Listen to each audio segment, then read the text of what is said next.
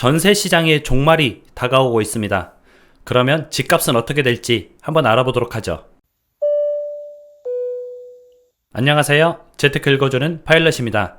현재 전세 시장보다 월세 시장이 더 인기가 있습니다. 좀 희한하죠? 월세를 내는 걸 예전엔 사람들이 별로 안 좋아해서 전세를 많이 선택을 했어요. 물론 내 돈이 있어서 전세를 선택했던 것이 아니라 전세 대출을 받게 되면 그 이자가 월세보다 낮았던 거죠. 그래서 상대적으로 전세 대출이 월세보다 싸다. 그래서 내가 나가는 돈이 적다. 그런 이유로 대부분 전세를 선택을 했습니다. 당연히 전세가 있으면 전세를 하고 전세가 없거나 조건이 안 되면 월세를 했던 이런 형식이었죠. 그래서 예전에는 전세 월세 비중이 50% 대 50%였어요. 전세와 월세가 좀 균형을 이루어서 전월세 시장을 형성하고 있었다, 그렇게 보면 되고요. 그런데 현재는 그 균형이 무너지고 있습니다. 어떻게 무너지고 있냐면 사람들이 전세보다는 월세를 선택을 하는 거죠. 그 이유는 간단합니다. 금리가 올라가기 때문에 전세 대출의 이자가 지금 6% 정도 육박을 하고 있어요. 나중에는 9%까지 올라간다고 그런 말이 나오고 있거든요. 물론 9%는 아니지만 그래도 7%, 8% 더 올라갈 것이다. 이거는 예측을 할 수 있잖아요. 그래서 사람들이 높아지는 전세 이자보다 차라리 월세를 선택을 하는 거죠. 월세를 선택한다는 말은 반전세도 포함되어 있습니다. 반전세를 보게 되면은 예를 들면 1억에 얼마, 2억에 얼마 이런 식으로 월세를 내는 거죠. 그렇게 선택하는 이유는 이제 월세 전환율이라 그래요. 전세를 월세로 바꿨을 때 전환율이 4%예요. 그런데 전세 대출 이자는 6%인 거죠. 그러면 당연히 월세 전환 비율이 낮기 때문에 내가 예를 들어서 1억에 전세금을 올려줘야 되는 상황이다. 그러면 그 1억을 은행으로부터 대출을 받게 되면은 6%대이기 때문에 한 달에 추가적으로 나가야 되는 이자가 50만 원 정도 더 나갑니다. 하지만 집주인한테 1억을 월세로 좀 돌리면 안 될까요? 그렇게 얘기를 하면은 4%를 적용을 해서 한 달에 33만 원만 더 집주인한테 주면 되는 거죠. 그러다 보니까 반전세가 급격히 늘어나서 그 반전세에 포함된 월세 비중이 늘어난 겁니다. 월세 비중이 지금은 50% 정도에서 한 50% 후반까지 좀 늘었어요. 한 10% 정도 더 늘었다는 뜻이죠. 그리고 최근에 계약되는 비율을 보게 되면은 월세가 84.4% 계약이 됩니다. 물론 반전세도 포함이에요.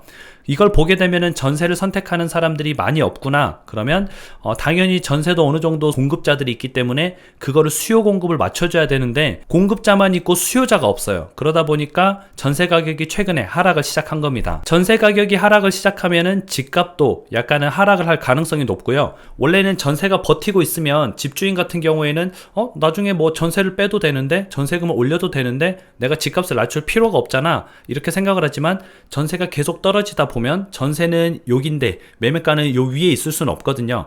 흔한 예로 이제 세종 같은 경우가 집값이 7억 8억이지만 전세는 2억이에요. 그러면은 이거를 투자해서 누가 갭 투자 같은 경우를 하려면은 갭 투자금이 굉장히 많이 필요하죠. 6억 가까운 돈이 갭 투자금이 필요하다는 뜻입니다. 그러면 사람들이 갭 투자를 못하게 되고 갭 투자를 못하니까 상대적으로 집에 대한 수요가 줄어들게 되고 매수 수요가, 그래서 주택시장이 좀 원활하게 돌아가지 않습니다. 결국에는 전세가가 낮아지면은 매매가를 좀 끌어내리는 그런 모습을 좀 가져올 것으로 보이고요. 이 전세가의 하락이 그럼 계속될 것이냐, 전세가가 또 저렴해지면은 사람들이 월세를 또 내는 것보다 저렴한 전세를 하는 게 또 이득이구나 하면 또 전세로 몰려가요. 그래서 균형이 이루어집니다. 그게 바로 자본주의거든요. 제가 예전에 한 가지 예를 들어드린 적이 있죠. 중국에는 은이 중요했고 옛날에는 중국이 은이 돈이었잖아요. 그리고 유럽에는 금이 더 중요한 돈이었습니다. 원래대로라면 유럽에서는 은과 금의 비율이 12대 1입니다. 은을 12덩이 가지고 가야 금을 한 덩이 가질 수 있다는 거죠. 바꿔준다는 거죠. 그런데 중국에 가면은 은을 6덩이만 줘도 금을 한 덩이 줍니다. 2배나 높죠, 수익률이. 그래서 예전에 굉장히 많은 그 유럽 국가에서 은을 잔뜩 싣고 이제 배를 보냈어요. 예를 들면 100억 원어치 은을 싣고 가면은 200억 원어치 금을 가지고 오는 겁니다. 2배 남는 장사죠. 굉장히 많은 배들이 출발을 했습니다. 그러다 보니까 중국에 있는 금이 다 빠져나가게 되죠. 그러면은 중국의 금이 다 없어졌냐? 아닙니다. 중국의 금이 점차 줄어들다 보니까 금의 가치가 또 올라가요. 그래서 결국은 수요와 균형은 저절로 자연적으로 맞춰집니다. 이게 자본주의의 원리거든요. 지금 시장에서 보면은 전세대출 이자 때문에 사람들이 월세로 몰려들게 되죠. 그러면 전세가 비니까 전세 가격이 내려갈 것이고, 전세 가격이 내려가면은 다시 또 내려간 전세 가격이 메리트가 돼서 월세에 있던 사람들이 다시 또 이쪽으로 오면서 어느 정도 균형을 맞출 겁니다. 그런데 결국은 전세가가 내려간다는 전제가 되기 때문에 집값도 따라서 어느 정도는 조정이 될 것이다, 이렇게 보이고 있고요. 어떻게 보면은 집값을 탄탄하게 받치고 있었던 전세라는 제도가 지금은 좀 힘이 없이 무너지는 그런 모습을 보이고 있기 때문에 우리는 이 부분을 좀 중요하게 생각하면 좋을 것 같습니다. 그리고 많은 전문가들이 예견했었던 8월 전세 대란이 오지 않았죠. 결국에는 뭐 올 수도 있지만, 나중에 또 올 수도 있지만, 다음 달이기 때문에 지금 봐서는 이제 그런 조짐은 없잖아요. 그래서 우리가 전세가 지금 굉장히 약해지고 있고 월세 시장이 강해지고 있다. 그러나 집값을 뒷받침하고 있었던 전세가 떨어졌기 때문에 집값도 조정될 수밖에 없을 것이다. 이렇게 오늘 영상을 정리를 하고요. 여러분들한테 또 좋은 내용이 있으면 알려드리도록 하겠습니다.